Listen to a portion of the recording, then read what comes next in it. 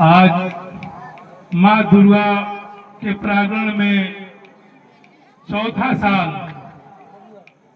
इस स्टेज का उद्घाटन करने का हमें सौभाग्य मिला। मैं कमेटी के अध्यक्ष महोदय को बहुत बहुत धन्यवाद देता हूं, जो इस तरह के हर साल गांव के ही लोग को एकत्रित करके नाटक करने का काम करते हैं। इस मंच पर उपस्थित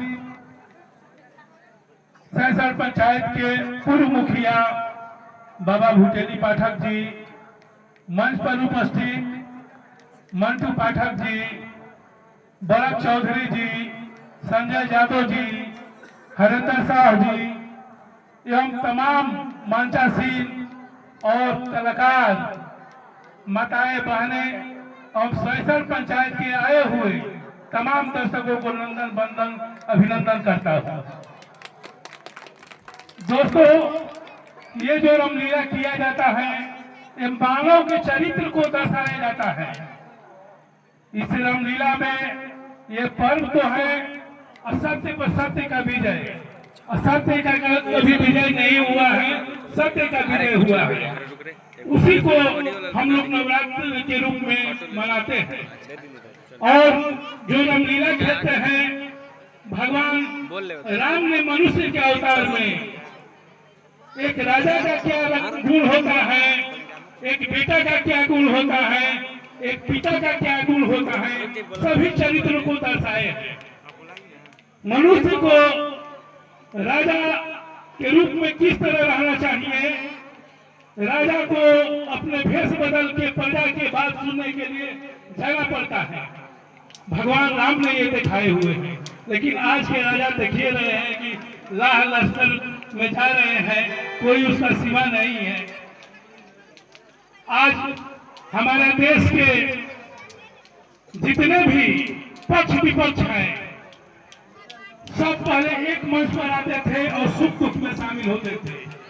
इसका प्रमाण है कि स्वर्गीय राजीव गांधी जी ने जिस समय प्रधानमंत्री थे, उसी समय स्वर्गीय अटल बिहारी वाजपेयी जी ने विपक्ष के नेता थे।